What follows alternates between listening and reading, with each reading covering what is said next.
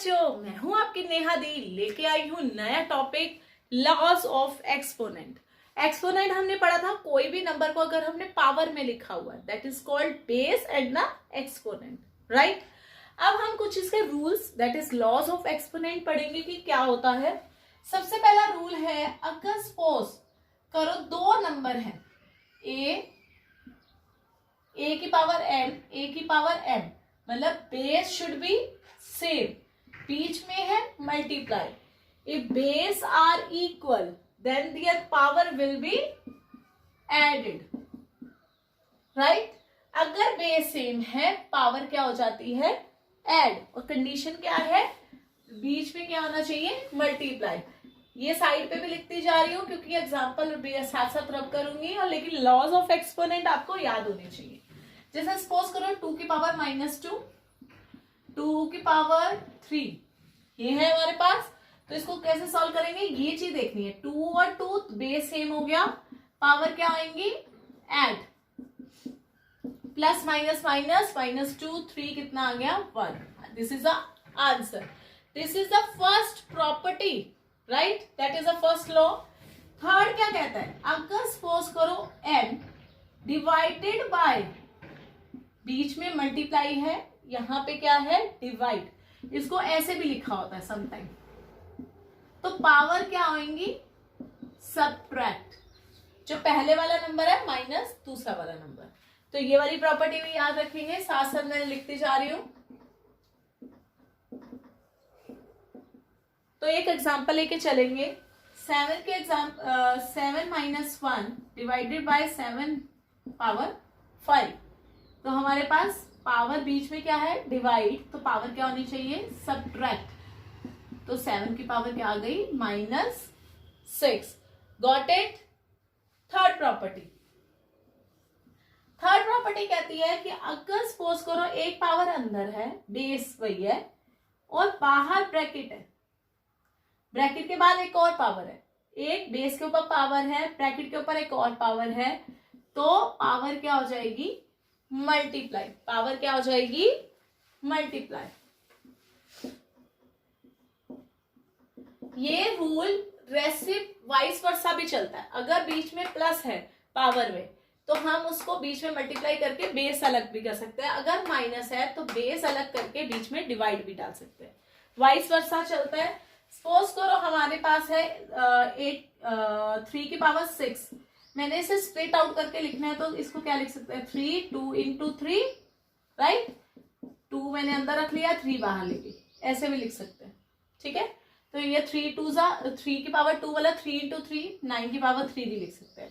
तो समटाइम ऐसे क्वेश्चन भी आते हैं, express 3⁶ in the form of या पावर ऑफ 9, ठीक है। 3 है, 9 की पावर में एक्सप्रेस करके दो, ऐसे क्वेश्चन भी आ जाते हैं। या कई बार सिंपल क्वेश्चन भी आ जाता है कि 2 की पावर 2 है, बाहर 3 है, 2 × 3, 2 की पावर 6, ऐसे भी क्वेश्चन आ जाते हैं। सिंपल है, नोट डाउन करिए। नेक्स्ट क्वेश्चन करते हैं, मतलब नेक्स्ट लॉ करते हैं। एक बहुत फेमस लॉ है, वो आप पहले ही याद रख लीजिए कि अगर जो तो आपका बहुत ही ज्यादा यूज होएगा, एक तो मल्टीप्लाई में याद आ गया। सपोज करो 2 मल्टीप्लाई वाले हैं, अब बेस अलग हो गया, बेस क्या हो गया, अलग, पावर कॉमन है एक ब्रैकेट में, तो हम इसको इस तरह भी सॉल्व कर सकते हैं, ठीक है। मतलब हमने बेस को अलग करा और बेस अलग किए, पावर अलग कर दिया, बीच में क्या कर डाल दिया, मल्टीप्लाई। ये क्वेश्चन ना ज्यादातर कहाँ यूज होता है, सपोज करो यहाँ आ गया 2x, पावर आ गई 3, तो 2 और x दोनों अलग अलग चीज है, बीच में क्या होता है, multiply. 2 is a number, x is a variable, तो 2 को अलग पावर जाएगी, x को अलग पावर जाएगी। ये 10 है, हमारे पास 2 और 5 की फॉर्म में कन्वर्ट करना है। किसमें करना है, 2 और 5। तो हम इसको कैसे करेंगे, 2 × 5⁵ आ गया। तो 2 और 5 अलग अलग बेस है, पावर सेम है, तो 2 की पावर 5, 5 की पावर 5। कई बार ऐसे भी होता है, एक्सप्रेस 300 in term of 2 की पावर a, b 3 की पावर b, c की पावर c, मतलब 5 की power c. Find a b c या एक्सप्रेस इन दिस फॉर्म. तो हम क्या करेंगे, 300 के क्या निकालेंगे, फैक्टर्स.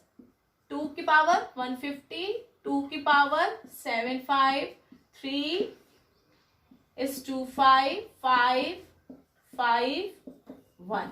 तो हम इसको कैसे लिख सकते हैं, 300 को 2, राइट, 1 2 3 1, 5 क्या हो गया 2. इसमें ये वाला लॉ तो नहीं लग रहा, लेकिन सम टाइम ऐसे क्वेश्चन भी आ जाते हैं, तो संग संग मैंने एक्सप्लेन कर दिया. Take a screenshot. यस, ये वाली मैंने प्रॉपर्टी लिख दी थी. यस. अब कोई क्वेश्चन ऐसे भी आते हैं, ये सारे लॉज याद रखना. सपोज करो बीच में डिवाइड है, तो हम अलग भी कर सकते हैं, right. B should not be equal to 0, वो तो होती है कंडीशन, मतलब अलग अलग भी कर सकते हैं. अगर सपोज करो दो बेस अलग है, पावर सेम है, तो इनको एक संग भी कर सकते हैं. जैसे सपोज करो 2 की पावर 3 है, 3 की पावर 3 है, और साथ में 5 लगा है या ऊपर लगा है, तो हम 2 और 3 को एक संग करके 3 कर देंगे. ठीक है, मतलब बेस से पावर क्या हो गई, इकट्ठे कर दी और 5 को अलग कर दिया. हाँ, लेकिन सपोज करो यहां इस तरह होता, तो कभी अलग मत करना, बीच में प्लस है. ये कटिंग कभी मत करना, ये 3 की कटिंग 3 से कभी नहीं हो सकती, और ये इकट्ठे नहीं हो सकते क्योंकि बीच में पड़ा है प्लस. अपनी मर्जी से स्टेप नहीं करना. ठीक है, क्लियर. नेक्स्ट करते हैं एक और. अगर anything raise to power 0 is 1, अगर नेगेटिव है तो इसको क्या कर सकते हैं, रेसिप्रोकल. ये भी याद रखना है.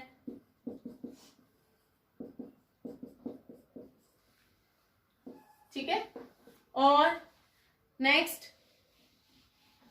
अगर सपोज करो हम कंपेयर कर रहे हैं, चलिए कुछ क्वेश्चन से ही कुछ प्रॉपर्टीज आती रहेंगी हमारे माइंड में, तो कुछ क्वेश्चंस करते हैं. सिंपल वाले क्वेश्चन आप लोगों को समझ आ गए. कुछ क्वेश्चन ऐसे करते हैं जो थोड़े थोड़े लिटिल बिट थोड़ा वर्कआउट करना पड़ेगा. जैसे सपोज करो 2 की पावर -1 है, 4 की पावर -1 है, डिवाइडेड बाय 2 की पावर -2. इसको सॉल्व करना है. जब ऐसा क्वेश्चन आ जाए जब बीच में मल्टीप्लाई और डिवाइड हो, क्या हो, मल्टीप्लाई और डिवाइड, तो हमने क्या करना है, कोशिश करनी है सबका बेस क्या हो जाए, सेम. अगर बीच में क्या है, मल्टीप्लाई और divide, try to be base should be same. चाहे 2 हो, 3 हो, 4 हो, 6 हो, कुछ भी हो, बेस को सेम रखना है. अगर हमारे बीच में मल्टीप्लाई आ गया, तो हमारे पास मल्टीप्लाई है, यहाँ पे 4 है, पहले 4 को कन्वर्ट करना है 2 में.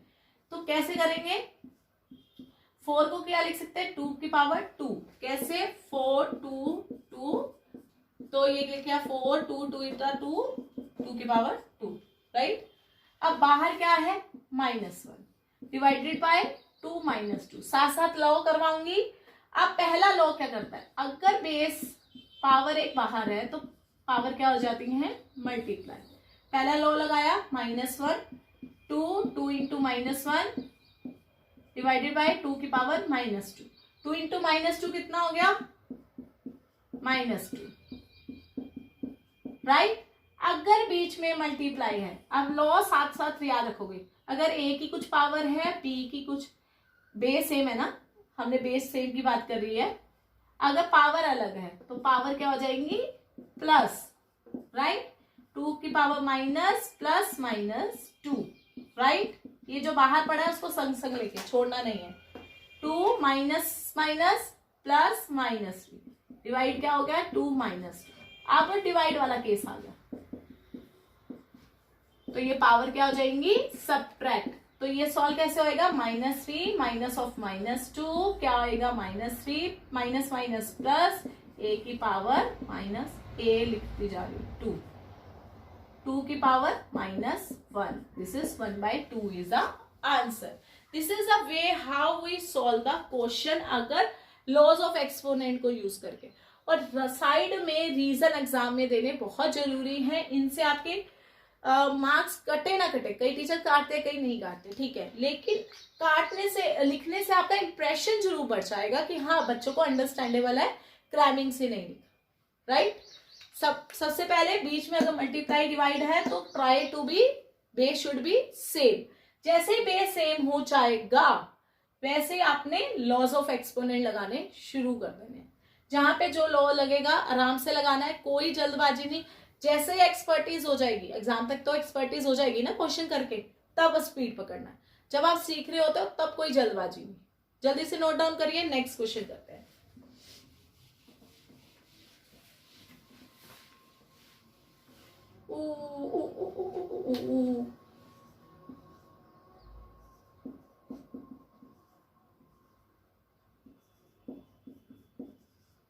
बहुत कई बार ना जल्दबाजी रहती है।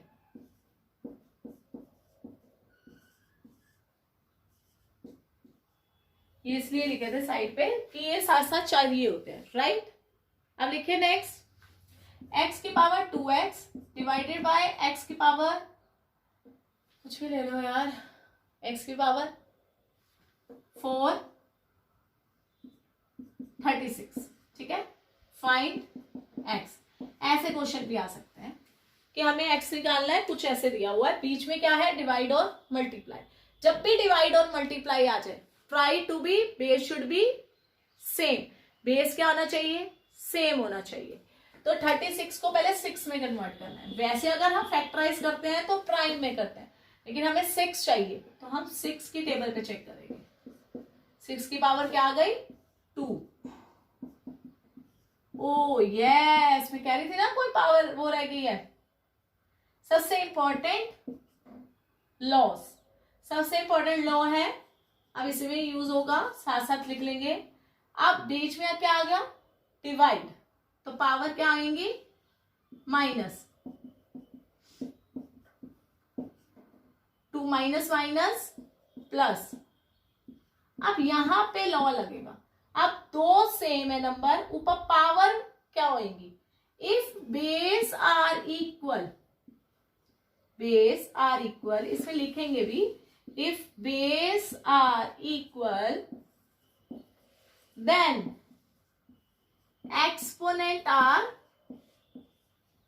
equal। अगर बेस इक्वल है, बीच में इक्वल टू का साइन है, तो समझ लो हमारी पावर भी क्या होगी, सेम। ये बहुत ही इंपॉर्टेंट लॉ है जिससे सारे क्वेश्चन सॉल्व होंगे। 2x plus 4 is equal to क्या आ गया, 2 प्लस 4 उधर जाके क्या आ जाएगा, -4। 2x प्लस 4 को 6x मत लिखना प्लीज, बहुत सारे बच्चे इसको 6x लिखते हैं, जैसे मैंने गलती से लिख दिया, मुझे लगा ये 6 है, लेकिन ये 2x प्लस 4 को 6x नहीं लिखना है, कारण 2 के साथ वेरिएबल है, 4 इंडिविजुअल है, उसमें आपस में प्लस नहीं हो सकता, वेरिएबल के साथ ही प्लस हो सकता है। तो वो जाके आ गया -2, ये बीच में क्या है, मल्टीप्लाई, उधर जाके क्या हो गया, डिवाइड, आंसर आ गया -1। प्लीज टेक ऑन स्क्रीनशॉट और नोट डाउन। नेक्स्ट क्वेश्चन करेंगे। चलिए नेक्स्ट क्वेश्चन करते हैं। अब हमारे पास कुछ इस तरह की टर्म है, ठीक है। अब बीच में क्या आ रहा है, डिवाइड, बेस क्या है, सेम 7 कोई प्लस माइनस वाला क्वेश्चन नहीं करवा रही, प्लस माइनस वाला क्वेश्चन भी करवाऊंगी जिसमें बेस मल्टीप्लाई और डिवाइड नहीं होते हैं, तो उनको कैसे डील करते हैं। फिलहाल तो अब हम ये सीख रहे हैं जिससे मल्टीप्लाई डिवाइड हो तो उसको कैसे करते हैं, बहुत इजी होते हैं, एक्सपोनेंट्स लगाते रहो, आंसर आ गया। अब डिवाइड है तो पावर क्या आएंगी, -3, ब्रैकेट खुलेगी तो अंदर के sign change, -x minus minus plus 7 की power 7। If base are same, if base are same, power will be same, ठीक है। अगर बेस सेम है तो पावर क्या आएगी, same. 3 + 2 5 minus x equal to 7, तो -x इधर ही, ये आगे कुछ नहीं है तो प्लस, उधर जाके क्या हो जाएगा, माइनस। तो 7 - 5 कितना हो गया, 2, ये -x उधर चला जाएगा तो क्या आ जाएगा, -2। इजी था, टेक अ स्क्रीनशॉट। एक क्वेश्चन और करते हैं।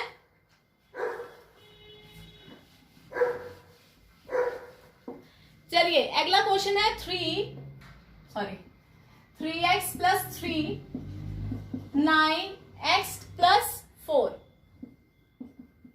अब अब यहाँ पे क्या आ रहा है, पहले इक्वल आ रहा है, मल्टीप्लाई डिवाइड है ही नहीं, बस 9 आ रहा है। यहाँ है 3, बेस कन्वर्ट करना है, छोटे को बड़े में नहीं कर सकते, बड़े को छोटे में कर सकते हैं। तो 3x + 3 एज इट इज, 9 को क्या लिख सकते हैं, 3 की power 2।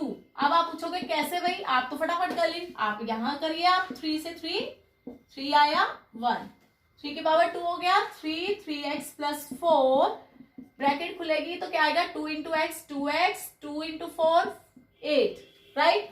If base are equal then their exponent will be equal.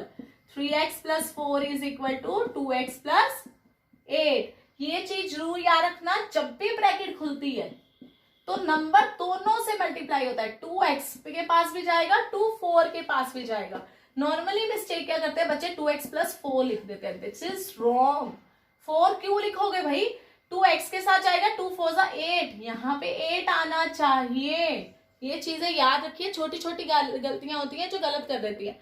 और हम पता क्या कहते हैं, रिटर्न में तो प्रैक्टिस करते नहीं, ऑरली वीडियो देखी, ऑरली मैम को सुना, अरे हमें आ गया, अरे मम्मी मुझे सब आता है, सब आता है, लेकिन जब एग्जाम में चलते हैं तो फिर मिस्टेक, फिर हम कहते हैं अरे किया तो सारा गलत था, मैम ने पता नहीं कैसे गलती निकाल दी, शिट यार।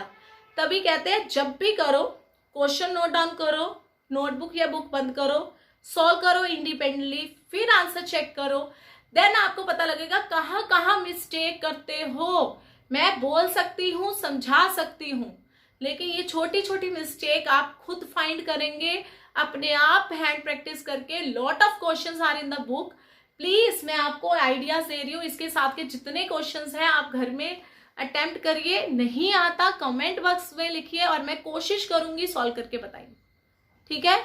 प्लीज आप सॉल्व करिए। तो इसको कैसे करेंगे, प्लस वाली टर्म एक तरफ, दूसरी वाली टर्म एक तरफ, प्लस 2x इधर आके माइनस 2x, प्लस 4 उधर जाके माइनस 4, 3x - x 1x, ये आ गया 4, x की वैल्यू कितनी आ गई 4।